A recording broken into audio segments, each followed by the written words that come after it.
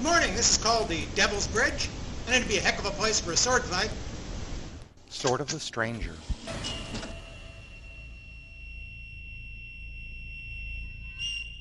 Sword of the Stranger is an action anime set in historical Japan, probably around 1600. A young boy, Kotaro, is fleeing from some warriors out to capture him.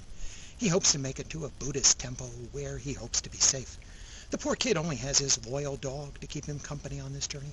Luckily, the dog is both pretty smart and handy in a fight. It turns out Kotaro's pursuers are a small band of Chinese warriors sent to Japan by the Ming Emperor to capture the kid because of some prophecy. They brought a handful of super swordsmen and women to lead their emperor's search and hired a bunch of Japanese soldiers from a local warlord to help. They also hired a lot of local workers to build an unusual construction project for them.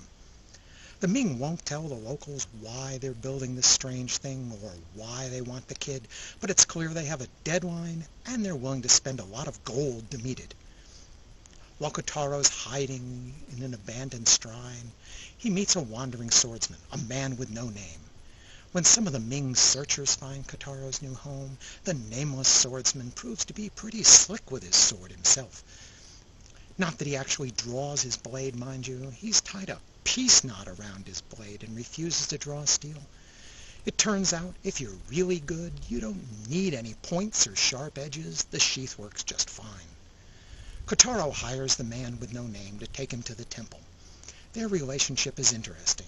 Kotaro is both desperately in need of help and distrustful of anyone who'd offer it. His reluctant swordsman companion, haunted by nightmares from his own past, seems unwilling to care about anything. This is one of those super warrior stories where one great swordsman or swordswoman can slaughter dozens of ordinary soldiers without breaking a sweat. We learn this early on when a small Ming force is ambushed on the road by some bandits. The Ming seem impervious to pain, practically ignoring the arrows the bandits shoot. They just send a single swordsman out to dispose of their attackers. That elite swordsman is a foreigner, a tall, blonde-haired, blue-eyed mercenary named Luo Lang.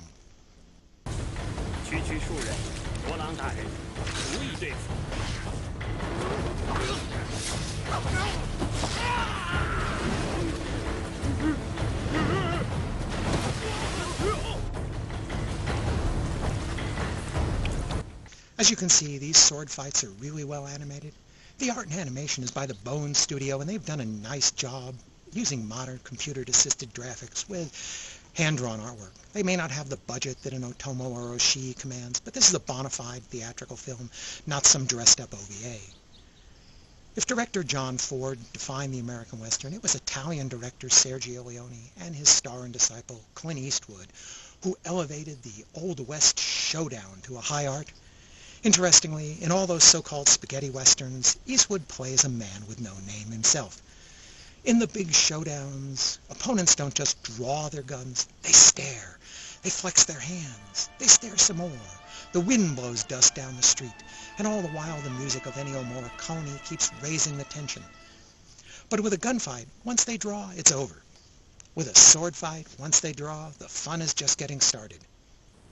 This is Masahiro Ando's debut film as director, though he's done plenty of storyboards and keys in the past. He's done a great job composing his major sword fights here, integrating intense anticipation of Leone with the furiously paced gymnastic animated sword fight, and placing those battles in interesting location where the terrain can add to the excitement. Composer Naoki Sato has provided some appropriately dramatic music to highlight that tension and excitement. But there's more than Sword of the Stranger than just sword fights. This is an action flick, but it isn't a simple story of just the kid fleeing for some bad guys. Fumihiko Takayama, who directed Gundam 0080 and the Pat Labor W13 videos, embellished this story with plenty of detail. I like the way he drops small hints about the nameless warrior's past, and I also enjoyed his appreciation for horses as something more than a feudal version of a jeep. He also expanded the cast with some key secondary characters.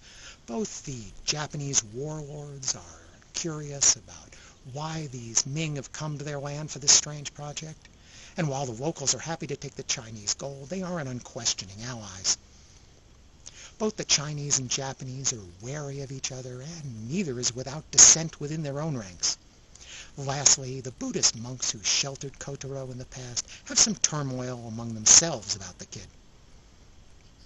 A good action story needs a good villain. The foreign swordmaster Luo Lang doesn't really fit the classic definition of evil. He's not even the leader of the Ming forces, and he doesn't get nearly as much screen time as the protagonists. But they've made the most of the time he gets. He remains one-dimensional, but it's a really interesting one-dimension, and I love it when he smiles. For a finale, we get both a clash of ideals, a battle of small armies, and a couple of solid individual showdowns among rivals. I found the dramatic climax was worth skipping back a couple of chapters to watch over again. I really enjoyed the ending. I give Sword of the Strangers 4.5 stars. This is a solid action yarn with a satisfying conclusion. It's not a unique or innovative movie, but it does a good job combining the familiar into an exciting story. I thought Bandai's English dub was okay, but the Japanese voices match the characters better for me. The Chinese characters sometimes speak in Chinese, though when they have long conversations, they usually lapse into Japanese, for audience convenience, I assume. Both Japanese and Chinese dialogue are subtitled. Bandai's English soundtrack keeps the Chinese dialogue tracks with subtitles. Now, please excuse the following rant. I've bought a lot of DVDs in the past decade, some imported from Japan, some from U.S. anime companies, and plenty of U.S. domestic releases too. Of all those, I've received maybe a handful that were defective right out of the box and wouldn't play, and every one of them has been from Bandai.